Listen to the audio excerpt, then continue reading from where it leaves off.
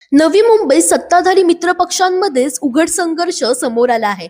Bharatiya Janata party आणि शिवसेना कार्यकर्ते आता थेट आमने-सामने उभे ठाकले आहेत.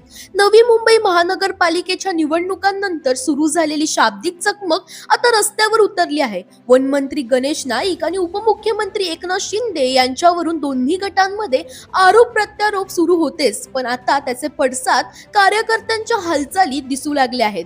शिंदे गटाचे नवी मुंबई संपर्क प्रमुख अंकुश कदम यांनी शहरातील विविध ठिकाणी आक्षेपार्ह मजकूर असलेले बॅनर लावले. स्मृतिभ्रंश झालेल्या स्वयंघोषित शिल्पकारांचा मोफत उपचार असा मजकूर असलेल्या या फलकांमुळे भाजप समर्थक आक्रमक झाले. यानंतर भाजप कार्यकर्त्यांनी अंकुश कदम यांच्या विरोधात रॅली काढली आणि त्यांच्या प्रतिकात्मक पुतळ्याचे दहन केले. सध्या शहरात दोन्ही बाजूंनी ताकद दाखवण्याचा प्रयत्न सुरू असल्याचं चित्र आहे. प्रशासन सतर्क आहे आणि परिस्थितीवर लक्ष ठेवून आहे. पुढे या संघर्षाचं रूप काय असेल याकडे आता राजकीय वर्तुळाचं लक्ष लागलंय. दरम्यान तुम्हालाही अशाच पॉलिटिक्स रिलेटेड अपडेट्स हव्या असतील तर इंडिया लीडरला फॉलो करायला विसरू नका.